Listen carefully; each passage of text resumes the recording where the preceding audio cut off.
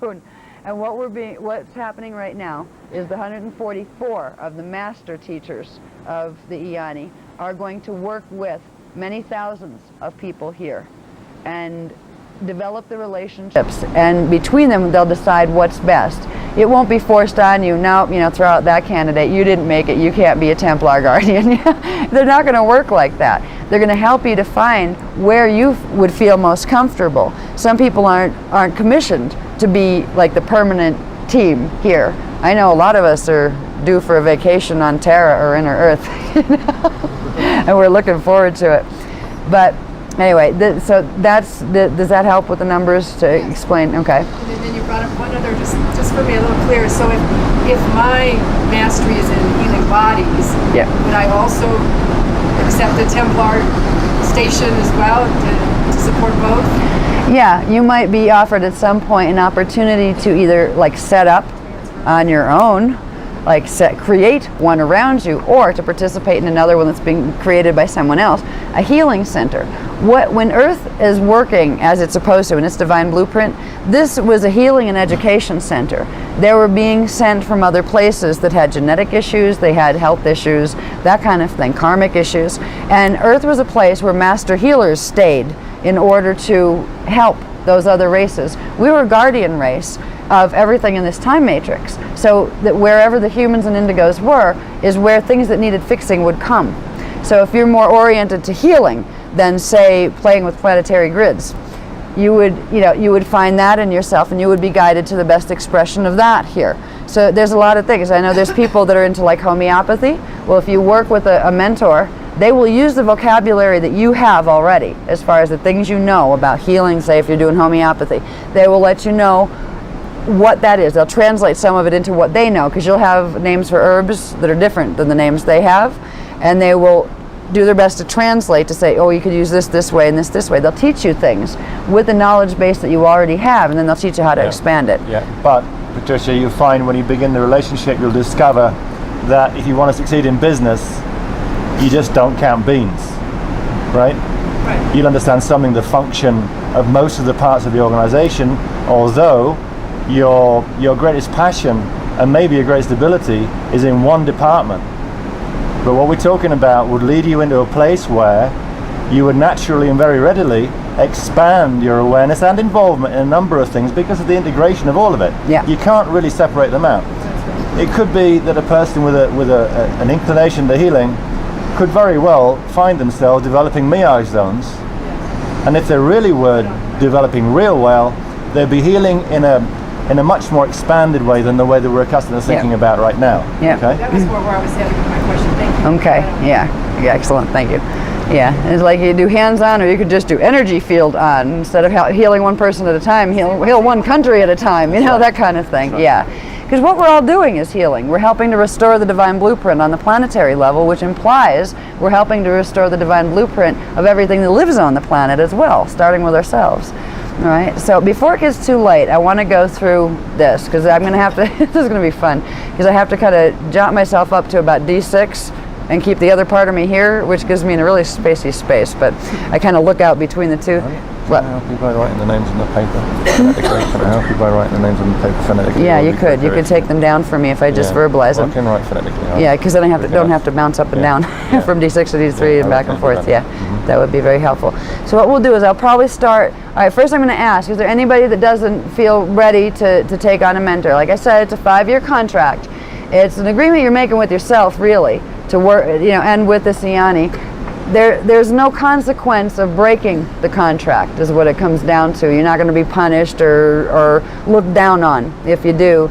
It's not a field attachment either, just so you know. There's no implanting involved. There's no field attachment. None of that nonsense that you get whenever you go to an Anunnaki workshop. We won't do that kind of stuff. In fact, they teach you how to be aware of that kind of stuff so you don't let it happen. What you'll be asked to do is work with the mentor space. That area, a little bubble of energy over your shoulder, that's going to be where they'll work to contact you. That's where you'll first start to feel the energy if they're with you.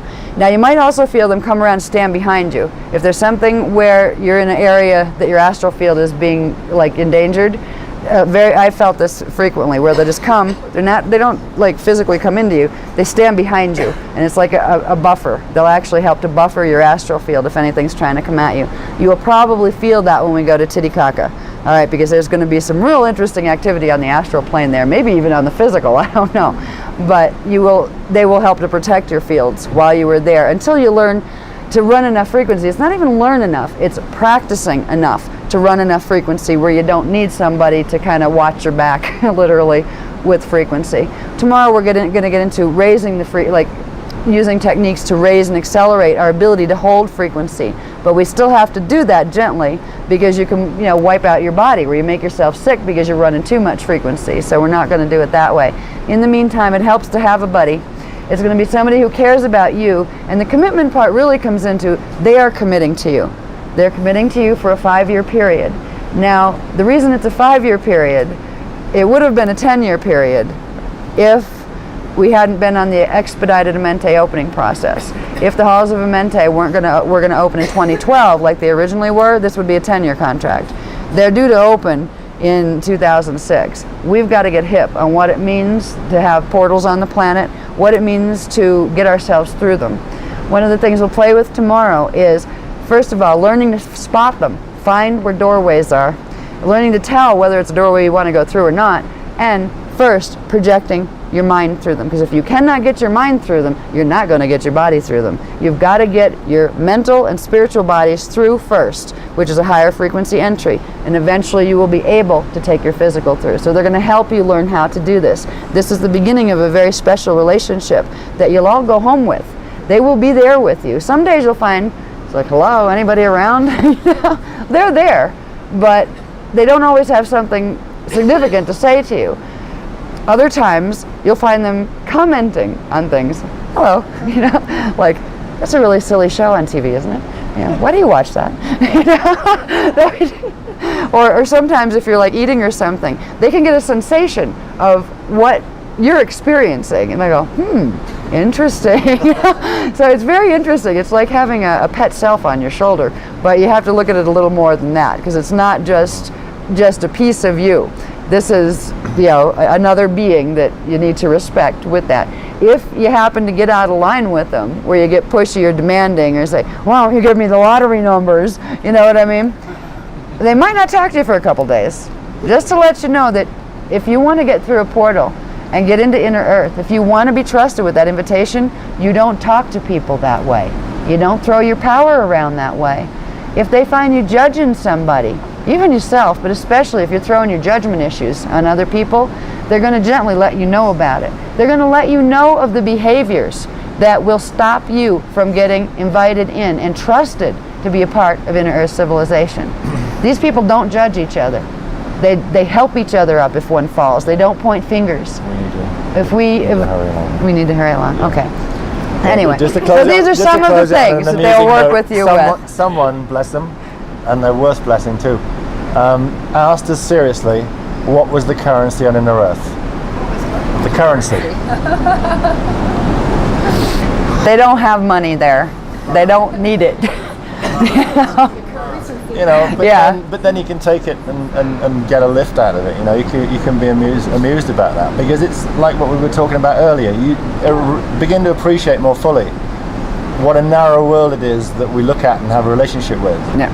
And as you begin to do what Shanna's been talking about, it just you don't even think about what the currency is on inner earth, or whether you should take a change of clothes with you. Yeah. Do I need a token to pass the portal, or no. Don't work that way. Either, no. But you know what is neat? Inner Earth is a physical society. It's up a notch in frequency from where we are, about 0.5 raise in frequency. And when we get our DNA up there, it is physical just like this is. They do have stuff. We don't have to immediately just become like, spacey little clouds of dust that no longer have our bodies or any of the physical pleasures, or being able to walk on a planet that has pretty plants and things like that. They do have physical substance. It's at a higher frequency and a higher level, but they do have like clothes. A lot of them just wear the white robes, but you don't have to. There's variation. They do have people that make things. They have artisans and those kind of things. There are jobs, But the difference is there's no currency that is exchanged for that. People go and learn what they want to do and where they feel the greatest joy. If you feel the greatest joy in making sweaters, like the Incas have a lot of joy that they put into that, then you would be, you know, in a place that made sweaters, and you wouldn't have to work 8 and 10 hours a day either. You know, it's a whole different type of thing. There are private dwellings there. It's not like a big commune with everybody in white robes, where yet if you are a part of a family and you have a child, for instance, that child knows you are its parents, but you're not stuck with your child where you have no support from anybody else. The community literally supports. So it's a whole structure built on the Lyran Syrian model of the Christos model of interaction of society. So it's a lot to look forward to.